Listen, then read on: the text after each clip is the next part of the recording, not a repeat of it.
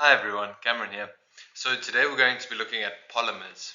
We're going to be looking at how they're created, what they are, and where we can find them in nature, as well as some man-made polymers. Okay, so when we're talking about addition polymerization, we're talking about the formation of these polymer molecules. Okay, so it's going to be monomers that are going to attach to one another to form these polymer chains. So an example of which could be ethene will attach to each other to form polyethylene.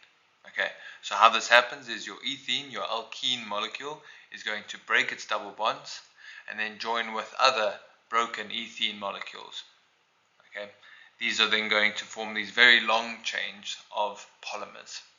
Now this can either done by addition polymerization, which is only with alkenes that are combining with other alkenes, okay, with the same number of carbons. So such as we could say propene combining with other propenes will form your polypropylene. Okay, and the second way we can do this is a condensation polymers. So condensation polymers are when an alcohol and a carboxylic acid are going to join together to form an ester.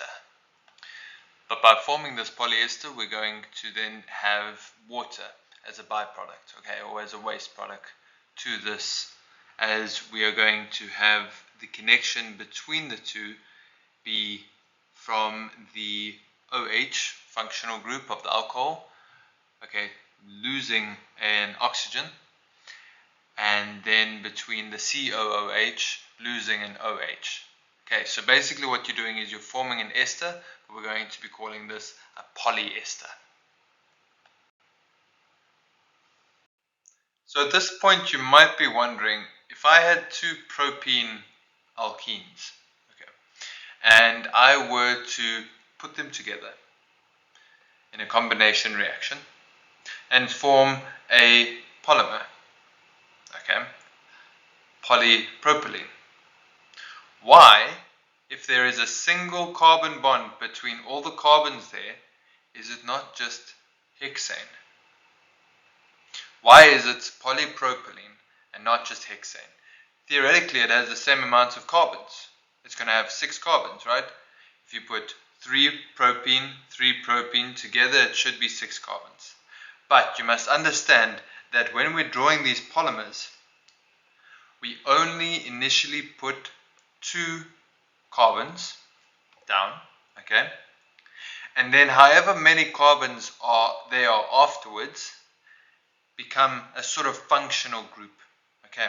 So polybutene is going to be 1, 2, 3, 4. You see how we do that? Something like polypropylene isn't just going to be 3 carbons in a row connected to other 3 carbons. It's going to be 1, 2, 3. So any other carbons kind of become like a functional group. I hope that makes sense. If it doesn't, go look for some more examples of polymers and notice the functional groups of them. They're going to have these branches. Okay. So polymers can also be found naturally. They're not just man-made. Okay, some natural polymers are something like a carbohydrate. Okay, so carbohydrates are complex molecules.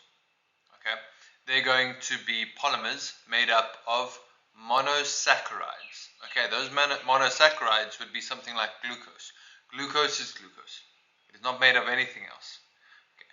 But these monosaccharides can link up and join to form more complex polysaccharides.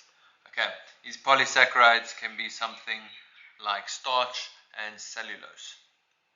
Another example are our proteins. Our proteins are polymers of amino acids. These amino acid functional groups are going to be that NH2, as we can see here, carboxylic group, and the simplest form is glycine. So glycine molecules link together to form this polypeptide. And it's important to notice that just like the formation of the other polymers, we're going to have H2O being left behind, okay, as a waste product coming off. So the one will lose its hydrogen. The other one is going to lose the OH group and they're going to join at that carbon. Finally, the most important polymer that we could probably have inside of us is our DNA. So DNA is a polymer made up of many monomers that we call nucleotides, which are joined together by condensation, polymerization. It is essential for all living things, and it is going to be the instruction manual to create every protein that is necessary for a living thing to survive. I hope this lesson hasn't been too confusing. I know polymerization can be quite a tricky one. Go have a look at more examples and make sure that you understand the words, make use of the words while you're looking in the examples. Try and look at examples and guess the name, or guess the structure by looking at the name. This just takes some practice and getting used to, and you'll be on your way in no time.